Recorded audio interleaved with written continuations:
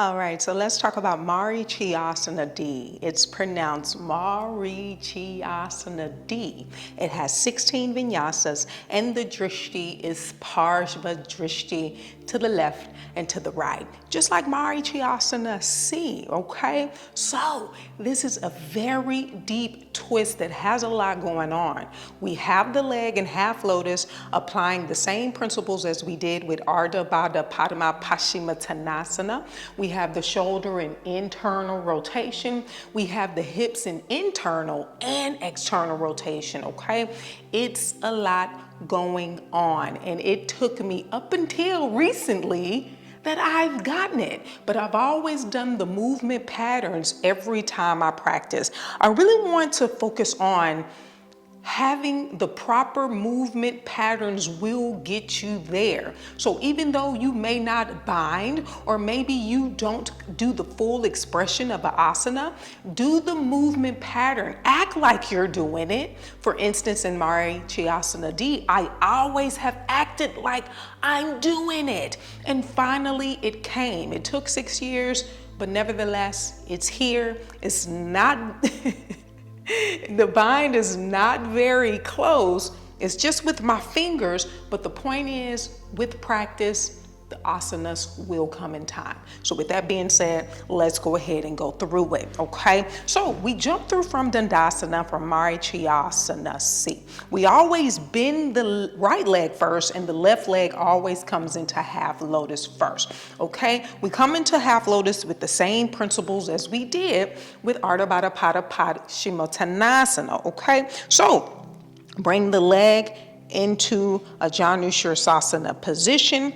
Point the toe, lock that ankle in place, bring that leg safely into half lotus, okay? Where the knee is pointing down towards the mat and the outside edge of the foot is in the hip crease, okay? So with that being said, I moisturize. Remember I told you I moisturize.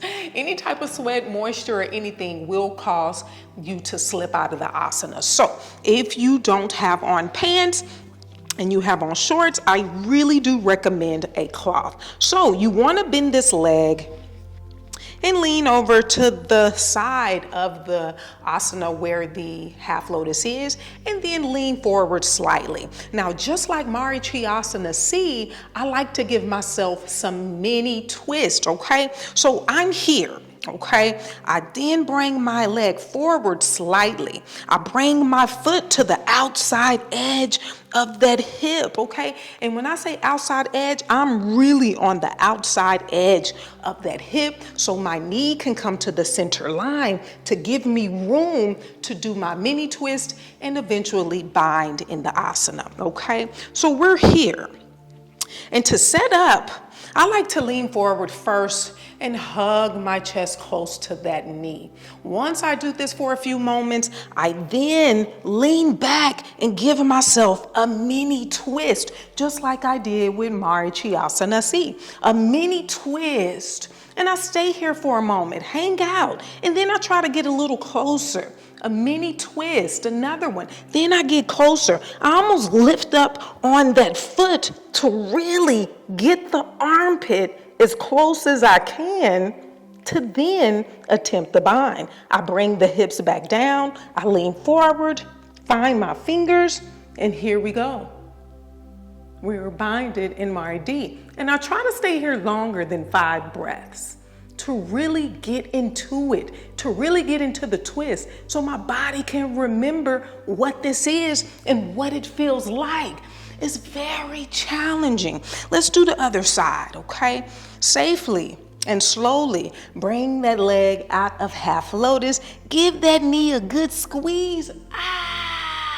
Ooh, okay. It's a very vulnerable position for the knee, especially if you have tight hips, which you all know I do have, okay? So let me turn to the other side, because we're going to do the right leg in half lotus. So let's talk about it. Bend the knee, allow it to splay out. Now, point the toe, bringing the ankle into a plantar flex position. Lock it in place. Bring that leg in half lotus. turn the knee forward to face the mat, or about 45 degrees. Have the outside edge of that foot in that hip crease. Lean back, then lean forward. Hug the chest, hug the knee into the chest. Stay here for a moment. Let me get my cloth together as we prepare for the other side, okay? So I like to lean back, give myself a little twist. Make sure that foot is on the outside edge of the hip. That was key for me. Having the foot on the outside edge of the hip allows the knee to come in towards the center line to where I can bind, okay? So from here, as I take my knee, bring it towards the center line, give myself a good little twist.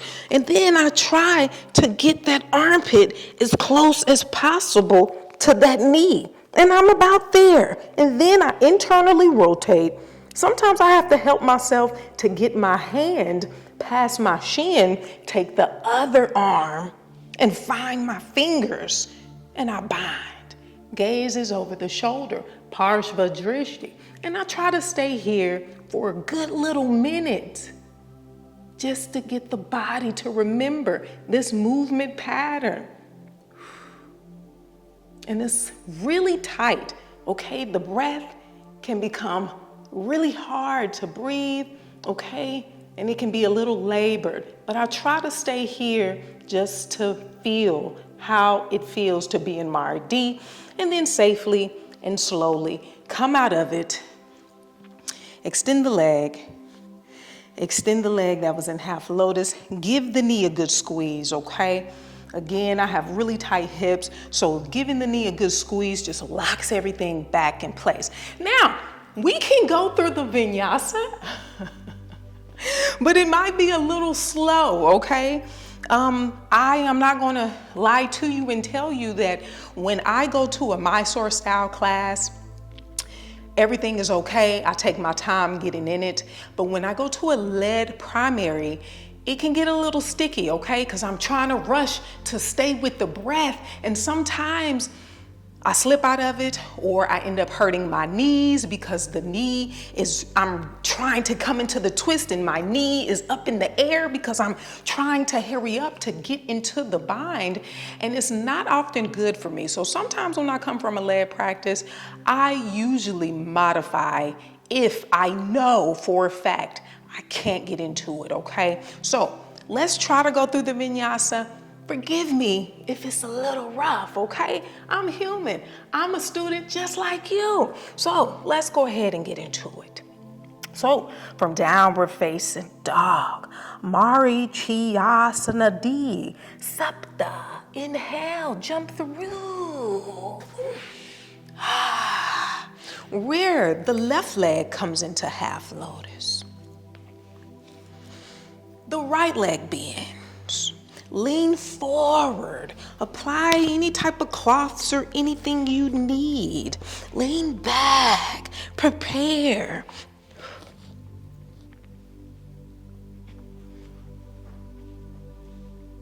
And then gaze over the shoulder for 1, 2, 3, 4, and 5. Exhale, untwist. Ooh, Astau Inhale, pick it up. Nava Exhale, jump it back. Dasa Inhale, upward facing. Ekadasa Exhale, downward facing. Duadasa Inhale, jump through. All right, where are we? Where the right leg comes into half lotus. Taking your time. Lean back, get the cloth, get everything together. Give myself a mini twist and then get a little closer so I can get the armpit right by that knee, and then take the other arm and bind. Gaze is over the shoulder for 1, 2, 3, 4.